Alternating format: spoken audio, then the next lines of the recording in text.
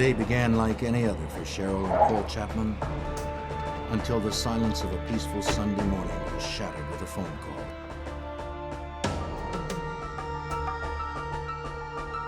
Cheryl's sister Nancy had not shown up for work, and several attempts to reach her by phone were unsuccessful. The Chapmans, sensing something must be wrong, Nancy? rushed to her apartment.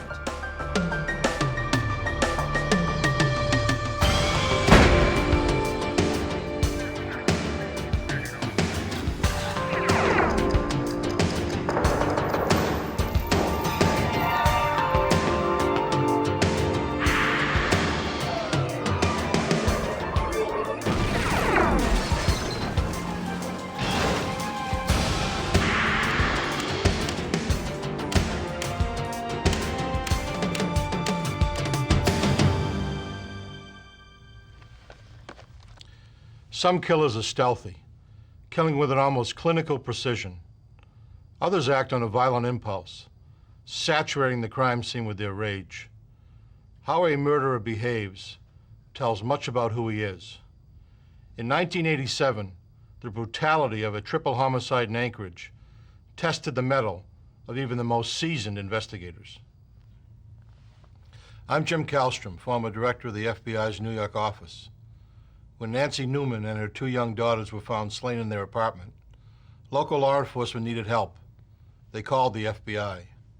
At the crime scene, clues were everywhere, but seemed to lead nowhere. Agents knew that to crack this case, they need to somehow get inside the killer's mind.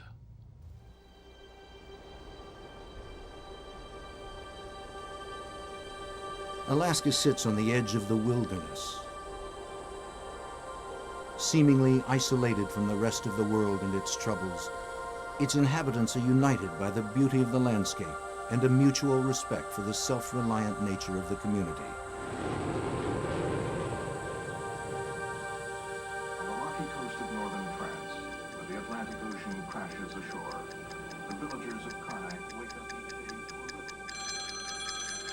It was shortly before 8 a.m. on a Sunday, March 15th, 1987. Cheryl and Paul Chapman were awakened by a phone call. Cheryl's sister, Nancy Newman, was hours late for the breakfast shift at the restaurant where she worked. Nancy's shift manager told Cheryl that Nancy's car was in the restaurant parking lot, but Nancy was nowhere in sight. Maybe the Chapmans should check on her.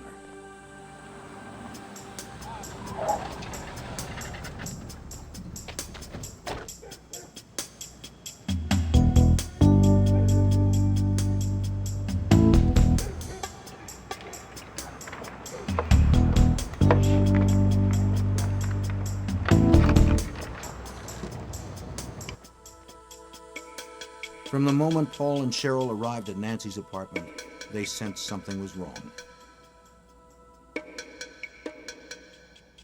There was no sign of Nancy. Her two daughters, 8-year-old Melissa and 3-year-old Angie, were nowhere in sight.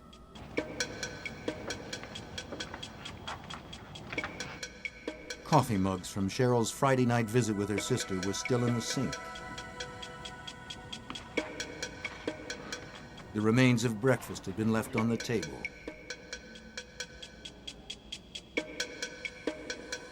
The tin where Nancy kept her tip money sat empty.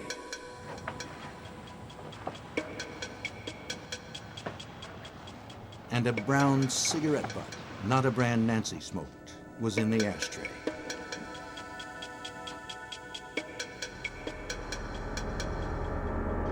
Nancy? Nancy? In Nancy's bedroom, Paul made a gruesome discovery. He found Nancy lying beaten and lifeless on her bed. Paul rushed to the other bedrooms to find Nancy's two girls. To his horror, he found Melissa and Angie brutally murdered.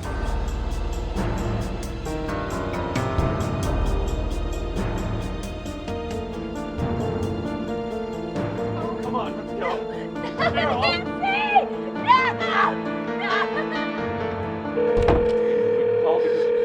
Emergency? Yes, rescue the police, please. What's the problem there? It's been a homicide. Return a homicide? Our sister-in-law didn't show up from work. They called us at our house, let know if we'd seen her. We came over to find her.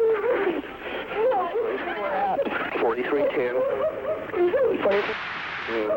That is terrible. Just send somebody as soon as you can. We've got some on hold right now.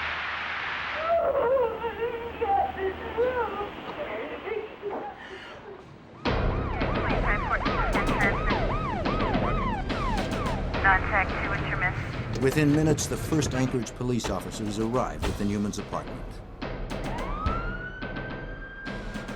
Not wanting to disturb the crime scene, the officers secured the area and tried to calm the distraught family until the crime scene processing unit arrived.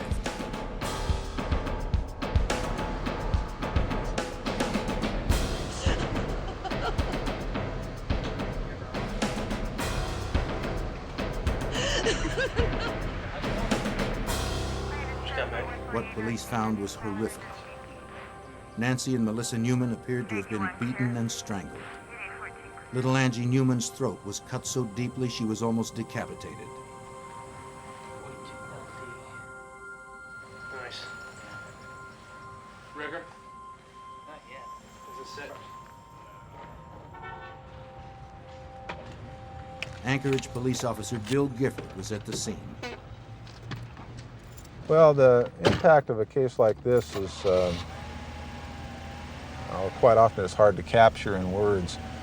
We're pretty used to working homicide cases and serious assault cases, and overall I think a community becomes, if not callous, somewhat accustomed to these kind of things happening, just a typical murder. Something of this magnitude, however, people are never prepared for.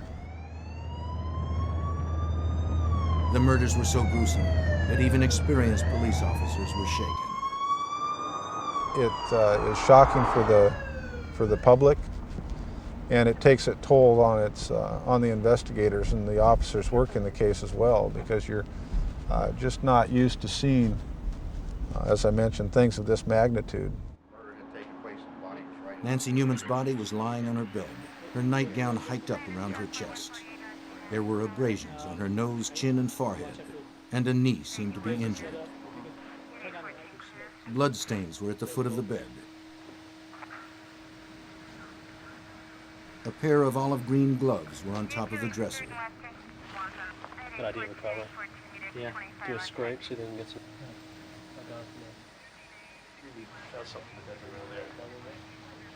Down the hall, Melissa Newman was found on her back in the middle of her room. A bloody, twisted pillowcase under her neck. Another pillowcase had been used to tie her arms.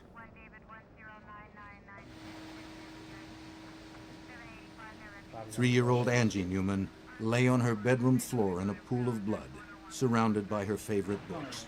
A couple shots of the face. There's the bed where all the blood is. Everybody's ready? Here it is. Bloodstain pattern analysis often yields clues. The positions of the victims and killer, the movements of the victims, and the number of blows struck can be reconstructed by an experienced examiner. In this particular case, it assisted us in establishing a sequence of events. Stains found on Nancy Newman's bed suggested that she and Melissa had been forced down the hall to her mother's room, where they were assaulted. And stains on the hallway carpeting indicated that Melissa was then returned to her room and killed there.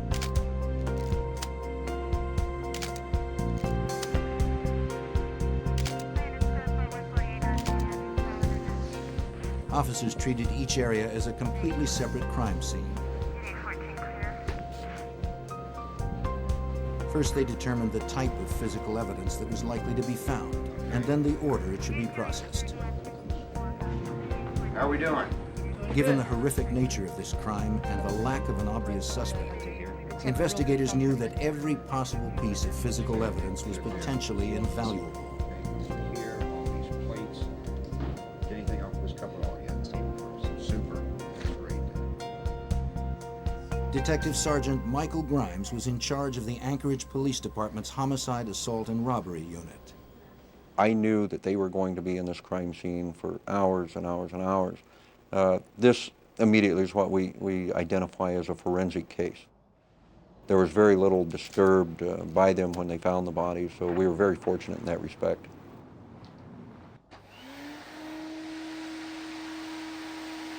Investigators frequently find evidence in common household dirt. Sometimes hair and fibers buried in carpeting can be traced to a suspect.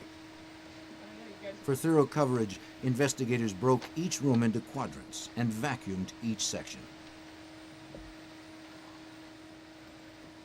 To begin the painstaking task, investigators must first cordon off a 3-foot by 4-foot area of the room. The investigator uses an ordinary vacuum with a special filter attachment. As the debris is pulled off the floor, it travels down a short tube and then goes into a collection point. There it becomes trapped in clean filter paper. Once a quadrant of the room has been processed, the filter is removed and placed into an evidence container.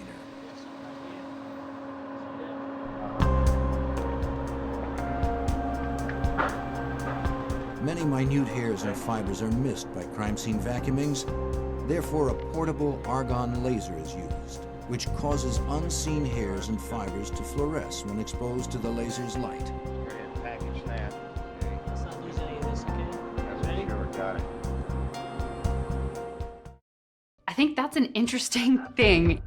This one piece will make 52 layers. Watch on mobile devices or the big screen, all for free. No subscription required.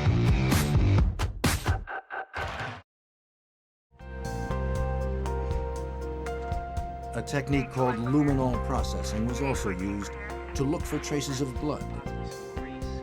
If present, the luminol spray will cause the proteins in the blood to fluoresce, making them visible to examiners.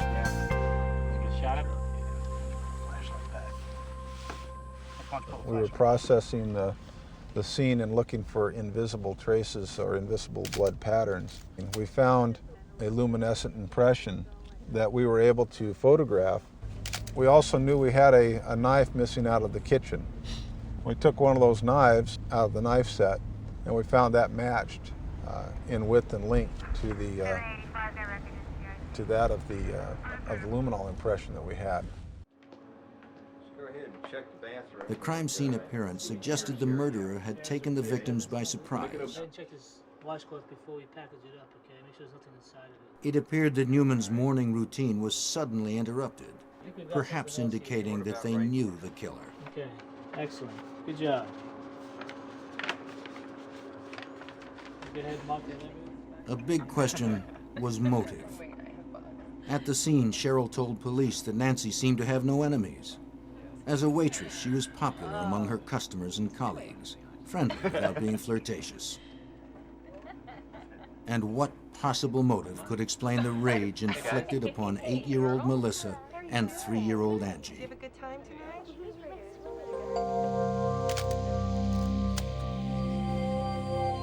Burglary was unlikely. It was obvious to investigators that the apartment had not been ransacked or otherwise disturbed. Investigators struggled to find a solid lead.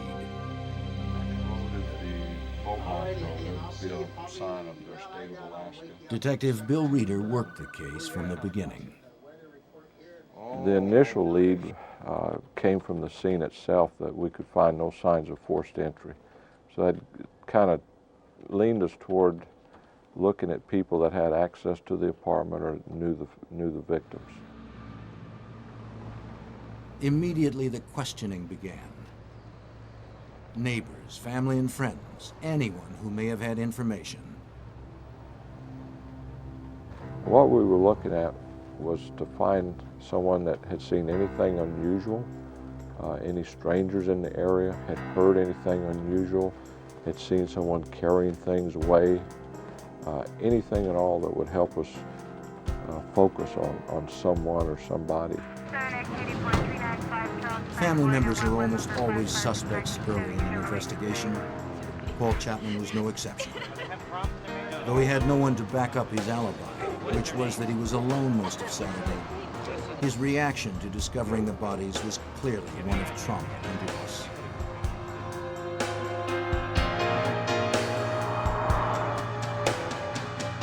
Investigators spoke with everyone close to the family and learned that Nancy Newman was happily married to John Newman, the father of their 2 girls. He was a suspect, spouses usually are. But John Newman was in California training to be a locksmith at the time of the murders. Another way to eliminate a suspect is to watch and continue to talk to him. John never gave us any indication other than he wanted this case solved. He was extremely distraught, gave all the signs that anybody would give under the circumstances. Because the Newmans lived in a multi-unit apartment complex, Detective Grimes knew that interviewing neighbors in the immediate area would be a daunting task.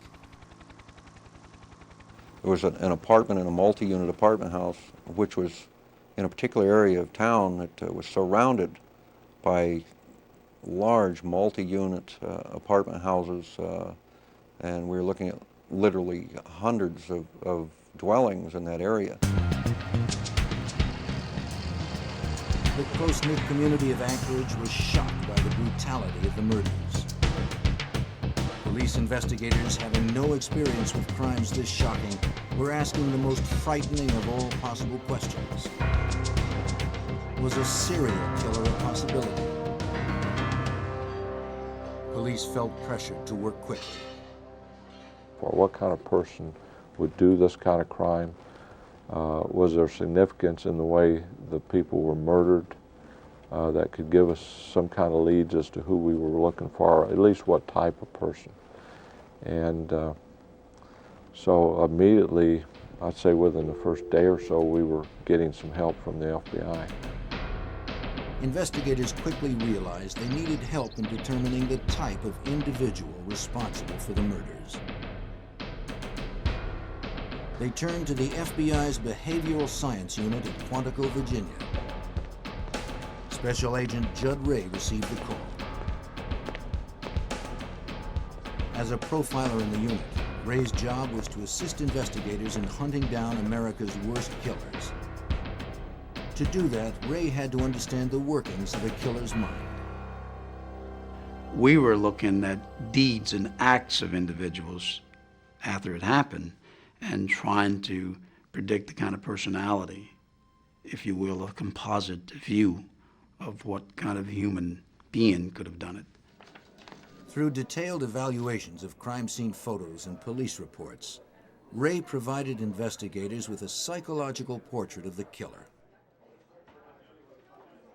This is a disorganized crime scene. I mean, you know, low self-esteem, all the kinds of things that you would say about this kind of person. You know, that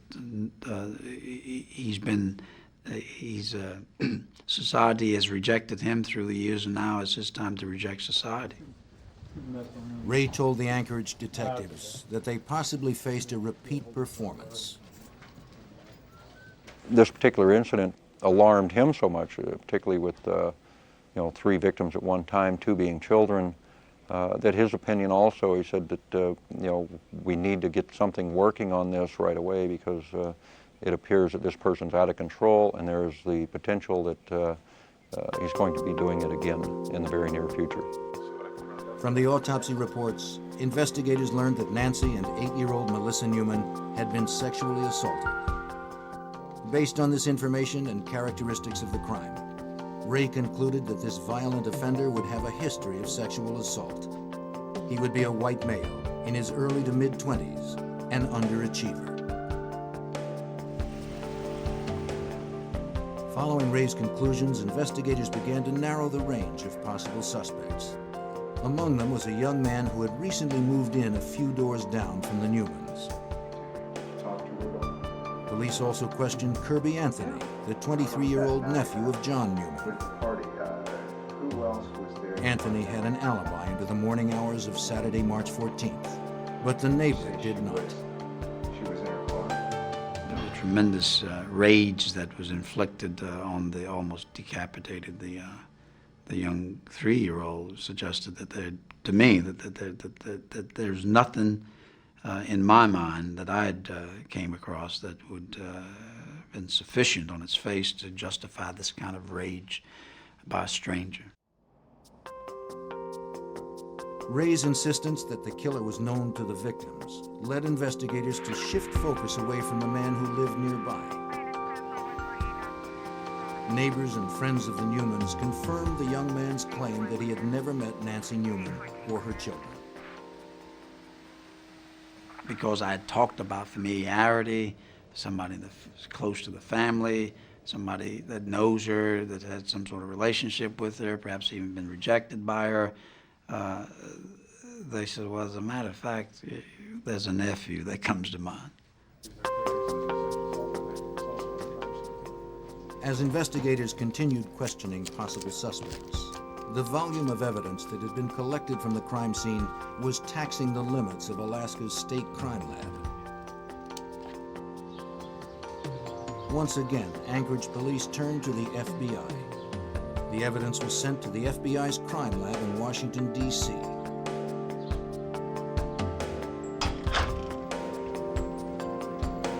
Hair and fiber expert Doug Diedrich was given the case. Diedrich began by sorting through the evidence, searching for any link to a suspect. Hairs, fibers, glass particles, soil, paint chips, anything that may have been transferred during the killer's violent contact with his victims. Altogether, I believe I looked at over 300, close to 400 items of evidence from the crime scene, from the victims, from elimination samples from different people, both suspect and relatives and possible acquaintances.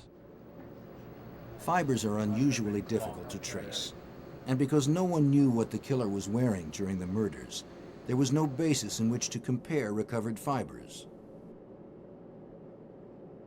The varieties that are out there are endless, so that when an individual in a case, for instance, who is wearing a particular type of clothing transfers fiber material, that evidence will be considered to be unique.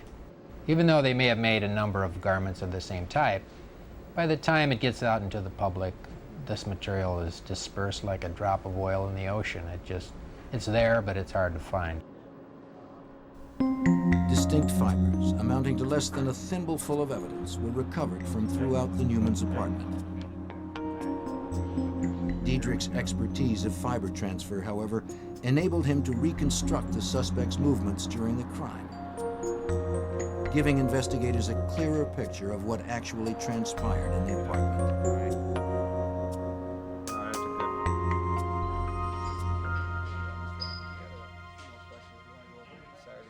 As Diedrich's analysis progressed, Anchorage police asked Kirby Anthony to come to the police department to give more detailed statements. They began to learn more of his story. And Rose? Anthony and his girlfriend had moved from Twin Falls, Idaho to Anchorage 18 months earlier. Both had stayed at the Newmans for a while, but were asked to leave about the time they found jobs on a fishing boat.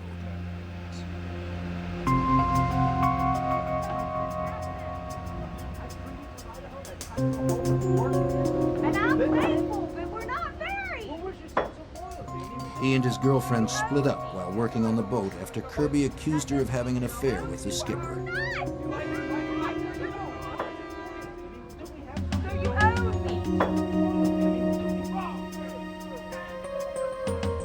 His mates described him as irrational and unstable after the breakup. He clashed with the skipper and was fired.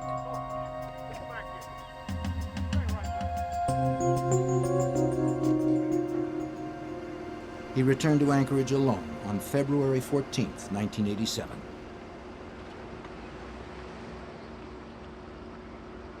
Having nowhere else to go, Anthony took a taxi from the airport straight to the Newmans.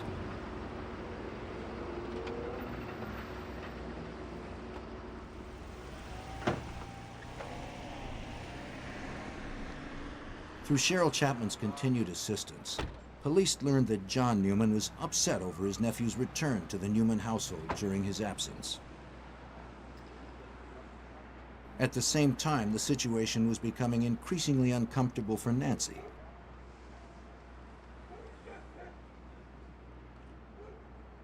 After a few weeks, she asked Anthony to leave. He moved in with an acquaintance, Dan Grant.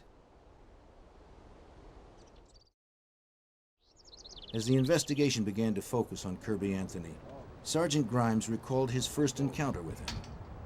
The day of the murders, Detective Grimes took on the task of notifying Anthony about the deaths. I told him that we had some bad news for him, that his aunt and her two little girls had been found dead just earlier that morning. As I recall, Kirby grabbed his hair and started wailing and moaning, but it was all dry-eyed. There was no tears. Anthony's demeanor did not fit that of a grieving family member. But Grimes knew that Anthony's odd behavior would never justify an arrest. Well, I know I was. The autopsy report, however, made investigators more suspicious.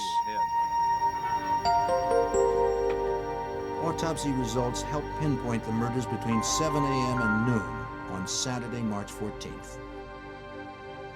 What we're able to demonstrate is that the murders happened early in the morning, after the victims had gotten up in the morning. One of the victims had had a bowl of cereal. The other was in the process of eating some cereal. The mother was in the process of having a cup of coffee. Establishing the time of the deaths made Anthony's alibi irrelevant, which was that he was at an all-night party until early that Saturday morning. He admitted that he drank, smoked some marijuana, and did cocaine. Hey man, wake up. Get up, man. He said he returned to the house he shared with Dan Grant at about 7 a.m., then left again at about 8:45 a.m. Meanwhile, FBI agent Diedrich's investigation into fiber and hair evidence was growing more complicated. One of the items that had come in consisted of vacuum sweepings. At least there were several vacuum sweepings from different rooms. Those items have to be processed and hairs have to be prepared from that. What was, I think, probably the most difficult aspect of this case for me was in trying to account for every hair that was found in that residence. And that's something that's not usually done and seen as there are often too many hairs to deal with. But in this case, it was a monumental task to do that. Each hair displays its own peculiar characteristics under a microscope, making it possible to trace its likely origin. The fact that hairs will differ from person to person is very evident when you magnify these characteristics upwards of 250, 400 times. To examine the fibers and hairs collected at the scene, Diedrich used two high-powered comparison microscopes connected by an optical bridge, one for known material and the other for material yet to be identified.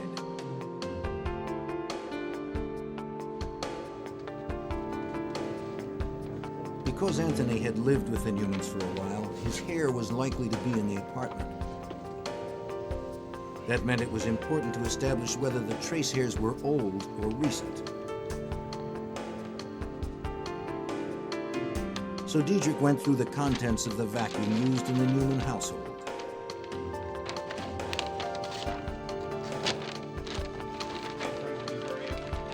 Because of the vast quantities of hairs and other items that were found in the bag, I had to look at the vacuum bag from a layer standpoint. That is, what was the most recently deposited or recently vacuumed material. Since Kirby Anthony had denied being in the Newmans' apartment recently, it was imperative that Diedrich determine the condition of the hairs. The condition of the surface of hairs, the condition of the ends, the roots, will often indicate how long a hair may have been in a particular environment. Working his way through the layers of the Newmans' vacuum bag, Diedrich found some of the same types of hairs that did not appear to belong to any of the Newmans. These hairs had been recently deposited. In addition to the vacuum sweepings, unidentified pubic hairs were also found on the victims and inside their bedrooms. To determine the significance of these findings, Diedrich now wanted to know how hairs usually are transferred from one room to another. So he conducted his own experiment. It was a question as to how likely would it be to find somebody's hairs, say pubic hairs, in different areas of a home. So I designed a little experiment where I took a vacuum home, crime scene vacuum, to my house and vacuumed 4 bedrooms over a 2-week period, same time every day, just to see what types of hairs might be found. I was focusing mainly on pubic hairs. Diedrich preserved the material from every sweeping. He then compared the hairs from those sweepings with known hairs from himself. Diedrich was able to conclude that the hairs did migrate from room to room, mostly by sticking to socks or other clothing. The hairs deposited at the beginning of the experiment were deeper in the vacuum debris and therefore more damaged. The more recently deposited ones were not.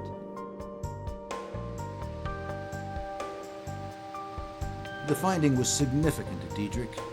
Since Cheryl told police that Nancy vacuumed her house Friday, the unidentified hairs found on the victims would have been deposited right at the time of the murders.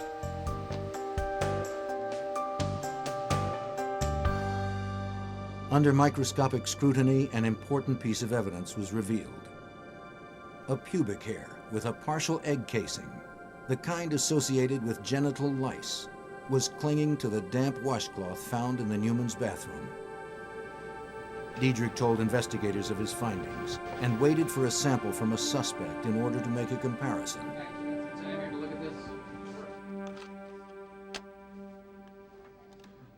There were at least a half a dozen individuals who were considered prime suspects. Investigators received lists from the State Corrections Department of people recently released who had a history of sex crimes or violence. Some of them were living in the area close to the Newmans. To eliminate these individuals as suspects, each one was extensively questioned and all of their alibis were checked out.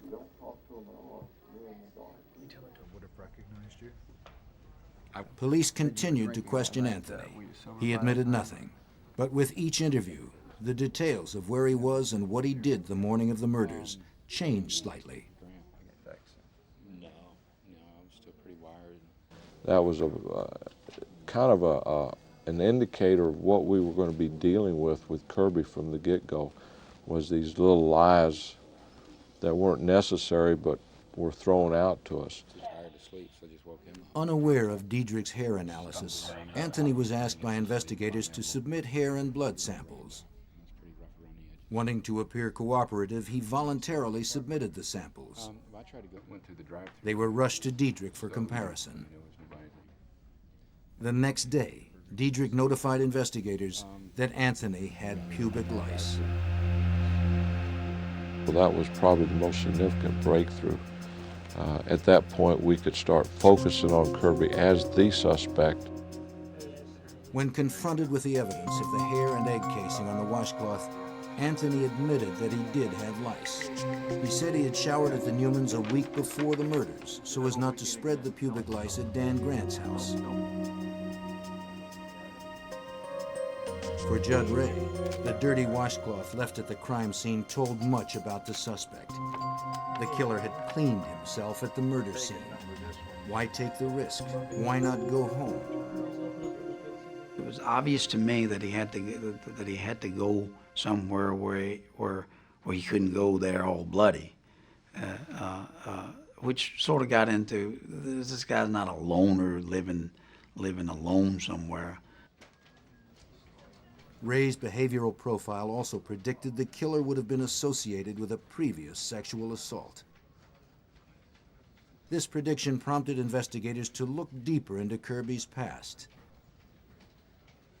They learned that Kirby Anthony had been the central suspect in an Idaho case that remains open to this day. The victim, a 12-year-old girl, suffered brain damage in the attack and was unable to testify. He had just previous to coming to Alaska, been the focus of police attention down there. They had some type of outdoor picnic outing, and There was a 12-year-old that was found in the woods. She had been strangled, unconscious, near death, and she had been sexually assaulted. Their investigation pointed right at Kirby Anthony. Ray also predicted the killer would want to appear cooperative with police. They told us that the suspect would interject himself into the investigation. He would call to find out what the evidence was showing, and Kirby started doing that. What investigators did not share with Anthony was that Diedrich's other hair comparisons were also pointing to Anthony.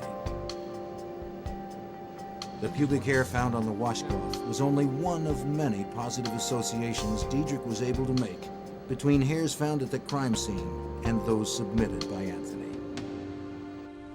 And in this case, a number of pubic hairs that were like Kirby Anthony's were found in the rooms, both the victims' rooms, the two girls, and as well as a couple of them that were similar to his on the bed of the mother. A hair from Anthony's head also was found on the top sheet of Nancy Newman's bed. Facial hairs that matched Anthony's beard were found on all of the victims and in their rooms.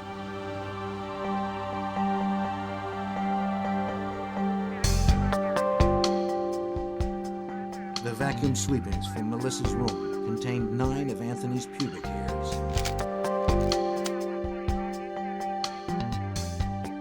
The sweepings from Angie's room included 2 pubic hairs, one with blood and one with lice casings. Investigators felt it was time to keep tabs on Anthony's movements. Through surveillance, investigators learned of Anthony's hangouts and discreetly followed him around town. They hoped that Anthony would reveal something to his friends that would further implicate him in the murders. If he did, the investigators would soon find out.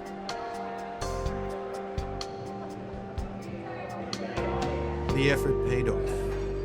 One of Anthony's acquaintances told investigators that he was writing poetry on napkins and passing the poems around the table.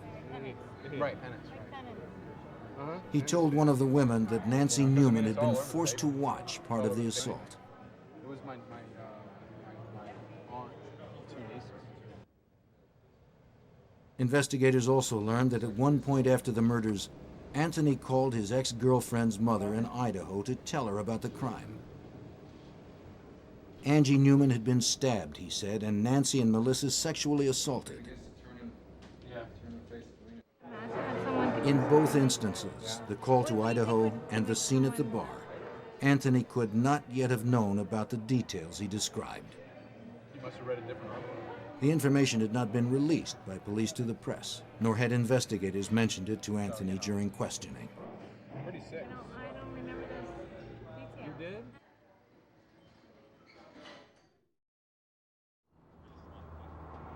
Since the surveillance was not a 24-hour-a-day tactic, they would often drive by his house to see if his vehicle was parked out front. If he was home, investigators would often ask him to answer some questions.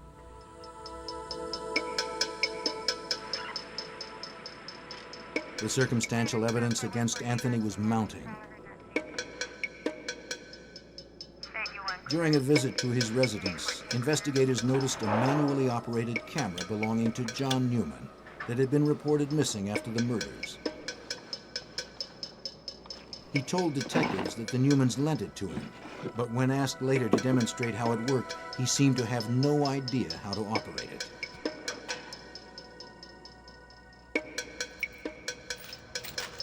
Another item missing from the Newman house seemed to be traceable to Anthony. The tip money missing from the cookie tin consisted only of coins. 3 of Anthony's friends told police they either saw him rolling coins into wrappers or saw him pay for items with wrapped coins. And then there were the prints. Anthony's palm print was found on the wall over the bed where Melissa Newman had been assaulted. Prints found on the empty cookie tin on the kitchen table matched Anthony's. His prints were also found on the living room closet door and the inside and outside of the apartment door. Another place we located one of Kirby's fingerprints was on the back side of the door to the mother's bedroom. And again, its position was significant in that it led us to believe that perhaps someone was trying to escape out of the room, and he already had some other trace evidence on his hand. He slammed the door shut, transferring not only his fingerprint, but some of the other trace evidence that was found in the scene. The evidence was overwhelming. Every suspect in the month-long investigation had ultimately been cleared, except Kirby Anthony. Appreciate that. When you got home, was there anyone there? For investigators, it was time to obtain an arrest warrant. And when you got home? Judd Ray had previously cautioned investigators that the killer might try to flee if the pressure became too much. The increasing intensity of police questioning had made Anthony nervous.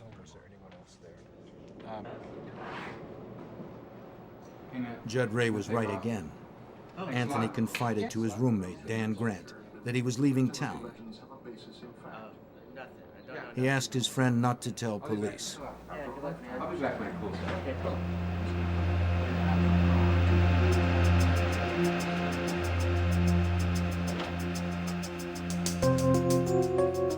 Grant was afraid to contact Anchorage police because of Anthony's notorious temper. Second precinct task. Nonetheless, he did finally call them 7 hours later. Okay.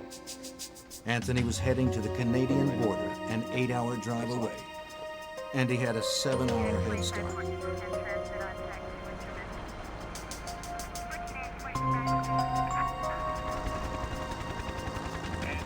Anchorage and the Canadian border are separated by hundreds of miles of uninhabited wilderness. Anthony could be hiding anywhere.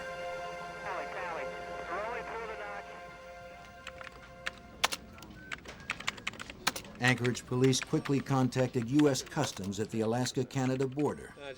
They described Anthony in his vehicle and told the custom official that Anthony was a suspect in a triple homicide. They were hoping he was on his way.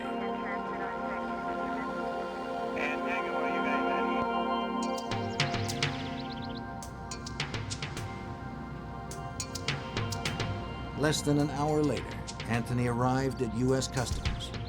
Having no idea that investigators had been tipped off, Anthony calmly pulled up to the customs gate.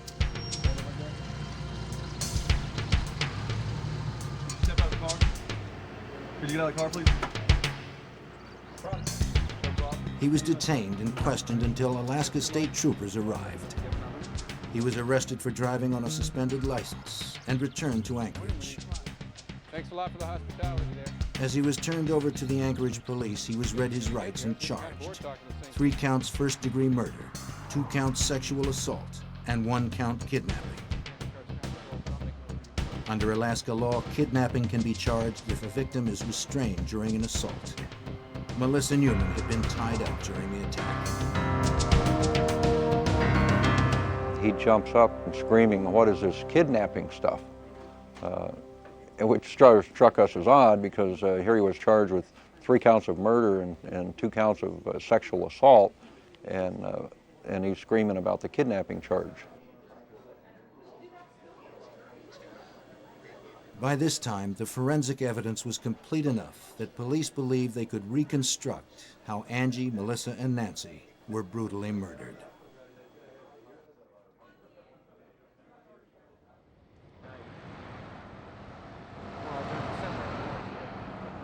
The last time Cheryl Chapman saw her sister alive was Friday, March 13th. Cheryl, Paul, and Nancy had each arrived separately at the restaurant where Nancy worked to meet for drinks. Cheryl's daughter, Kelly, had taken Nancy's girls swimming, so the adults had a night out. Paul Chapman had to leave the restaurant early to pick up his son, but planned to meet them later at Nancy's apartment.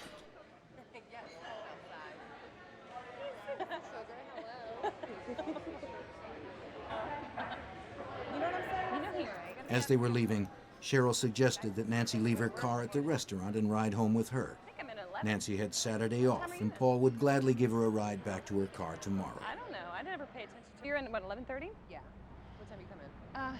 11. 11. Yeah. Okay, well, I'm going to go ahead.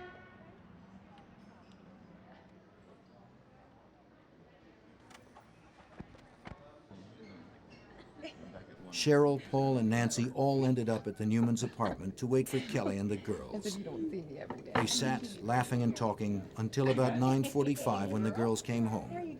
Kelly had treated them to hamburgers. At about 10 p.m., Cheryl and Paul were ready to leave.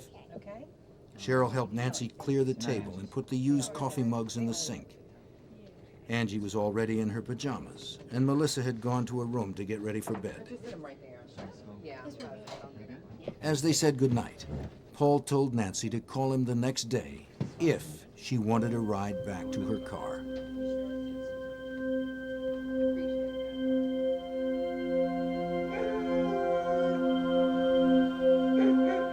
Sometime between 7 a.m. and noon on Saturday, March 14th, Kirby Anthony arrived at the Newmans' apartment.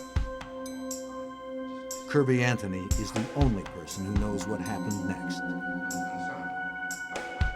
Perhaps Nancy refused to lend him money. Perhaps she refused a sexual advance. Perhaps she ordered him out of the apartment.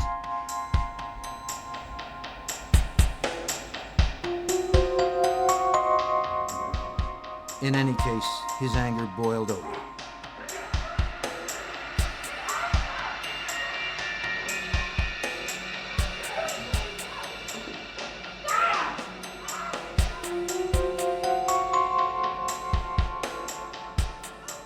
Evidence indicated that part of the assault on Melissa occurred in her mother's room. Both would have had to have been restrained, and their bodies did show signs of having been bound.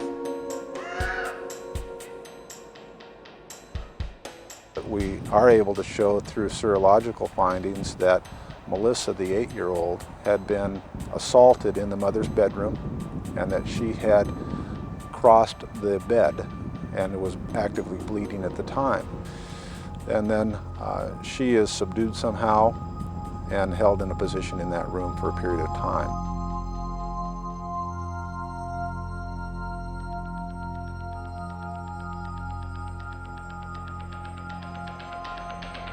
Melissa Newman probably witnessed the rape and murder of her mother. She then was taken back to her bedroom where she was assaulted again and killed.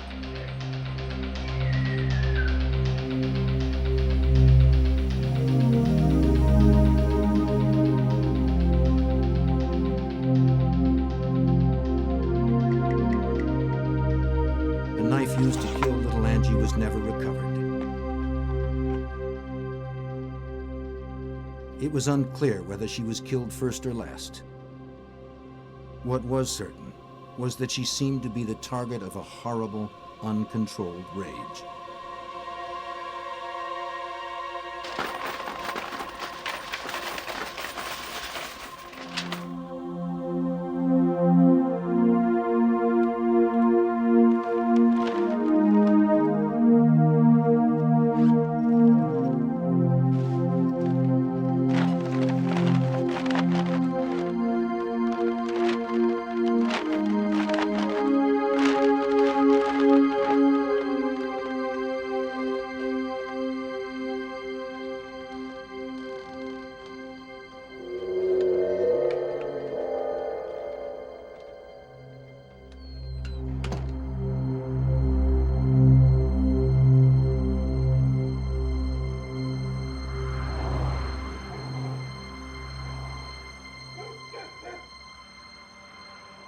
Nancy Newman did not call Paul Chapman the next day for a ride to her car, nor did she answer the phone when her sister tried to reach her repeatedly.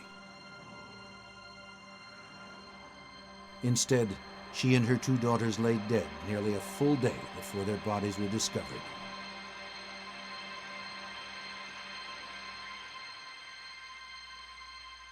The particular grudge against Angie may have grown out of the few times that Anthony babysat the girls. Reportedly, he had called her a tyrant. But for those close to the victims, and for investigators working the case, nothing could explain Kirby Anthony's savagery. I don't really think that you could isolate any one thing that would cause a man to fly into the homicidal rage like Kirby Anthony did. Yeah, for the most part, you know, I don't think that Kirby Anthony could even tell you why he would do something like that. A grieving John Newman sat in stony silence throughout his nephew's trial. After 8 weeks of testimony, the jury reached a verdict on June 3, 1988. A clean-shaven Anthony seemed confident as he waited for the verdict.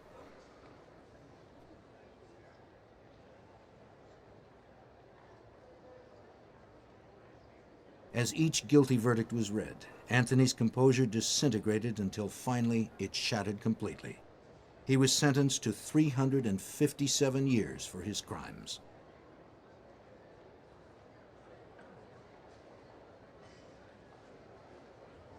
Kirby Anthony's conviction represented an almost textbook example of cooperative police work.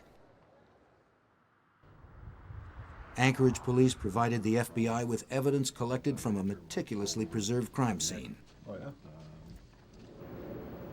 Doug Diedrich carefully analyzed the hairs and fibers and anticipated Kirby Anthony's excuses, conducting his own home experiment to refute them. Judd Ray helped police stay several steps ahead of Anthony's thoughts and actions. And for the first time, testimony of an FBI profiler was accepted in court. It was a good case to test the waters in terms of whether or not this was going to be accepted in our judicial system. And for that, the implications are probably far-reaching because it opened the door.